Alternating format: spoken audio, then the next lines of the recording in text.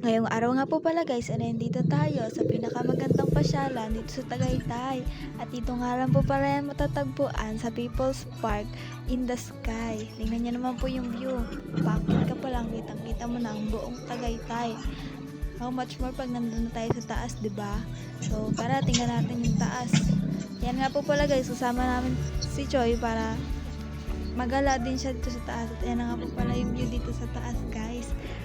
Wow, sobrang ganda. At napakarami nga rin po palang taong pumapasyal dito.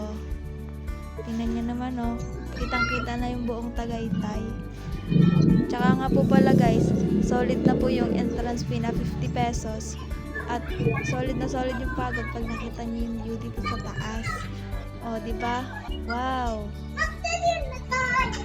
Ay, pak na pak. Nature na nature ang ganap talaga naman. Naglibot-libot pa nga po pala kami dyan guys at nakita ko itong mga stickers. So, nandyan na rin yung akin. Wala pa kasi ngayon eh. Ano pa lang? Processing. Charot.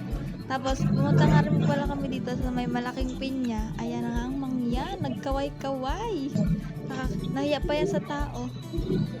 Tapos, yun na nga. Pababa na kami nito guys. At solid naman po yung yung view sa taas. Sobrang ganda at wala talaga akong masabi. Basta sobrang ganda. Ayan po pala, pagbaba namin yung mga nagtitinda ng pagkain sa baba. Ayan po yung mga tinitinda nila. O, diba? Ayan po, visit na rin po kayo dito sa People's Park in the Sky in Pat. So guys, hanggang dito na nga lang po. Bye bye. Follow, like, and share for more videos. Thanks for watching.